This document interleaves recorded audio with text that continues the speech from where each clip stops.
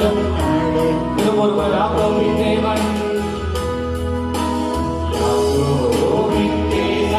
உயர்த்தி அவர் எல்லா நாமத்துக்கும் பாத்திரராக இருக்கிறார்.